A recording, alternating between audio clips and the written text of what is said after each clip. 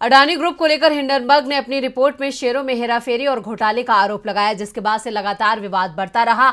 मामला supreme court तक पहुंचा। कोर्ट ने 6 सदस्यीय कमेटी बनाकर जांच के आदेश दिए। बाजार नियामक सेबी को 2 महीने में रिपोर्ट सौंपने का निर्देश दिया। अब पूर्व आरबीआई गवर्नर रघुराम राजन ने सवाल किया है। रघुराम राजन ने अडानी ग्रुप से जुड़े मामले में चल रही जांच पर सवाल खड़े किए हैं। तो क्या कहा है रघुराम राजन ने, देखते हैं ये रिपोर्ट। भारतीय रिजर्व बैंक के पूर्व गवर्नर रघुराम राजन ने अडानी ग्रुप से जुड़े मामले में चल रही जांच पर सवाल खड़े किए हैं। उन्होंने अडानी मामले में मार्केट रेगुलेटर सेबी के तौर तरीकों को कटघरे में खड़ा किया है। रघुराम राजन ने अडानी ग्रुप से जुड़े मामले में बाजार नियामक सेबी पर अभी तक मॉरिशस में मौजूद संदिग्ध फार्मों के स्वामित्व के बारे में कोई पड़ताल नहीं करने पर सवाल खड़े किए हैं।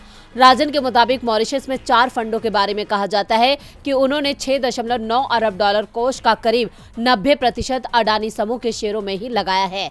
इस मामले में कोई जांच नहीं किए जाने पर उन्होंने सवाल किया है कि क्या सेबी को इसके लिए भी जांच एजेंसियों की मदद की जरूरत है। मॉरिशस में Elara India opportunity fund, Cresta fund, एम्बुला investment fund और एपीएमएस इन्वेस्टमेंट फंड फर्जी कंपनी होने के आरोप लगने के बाद पिछले 2 साल से शक के घेरे में हैं। ये कंपनियां इस साल जनवरी में दोबारा चर्चा में आ गई, जब अमेरिकी फर्म हिंडनबर्ग रिसर्च ने आरोप लगाया कि अडानी समूह ने अपने शेयरों की कीमत बढ़ाने के लिए फर्जी कंपनियों का सहारा लिया। हालांकि अडानी ग्रुप ने इन आरोपों को बार-बार खारिज किया है। राजन ने एक इंटरव्यू के दौरान सेबी के रुख पर सवाल उठाए हैं। उन्होंने कहा कि मुद्दा सरकार और कारोबार जगत के बीच गैर पारदर्शी संबंधों को कम करने का है और वास्तव में नियामकों को अपना काम करने देने का है। सेबी अभी तक मॉरिशस के उन कोषों के स्वामित्व तक क्यों नहीं पहुंच पाई जो अडानी के शेयरों में कारोबार कर रहे हैं? क्या उसे इसके लिए जांच एजेंसियों की मदद की जरूरत है? इन निवेश कोष के मॉरिशस में पंजीकृत होने से उनकी स्वामित्व संरचना पारदर्शी नहीं है।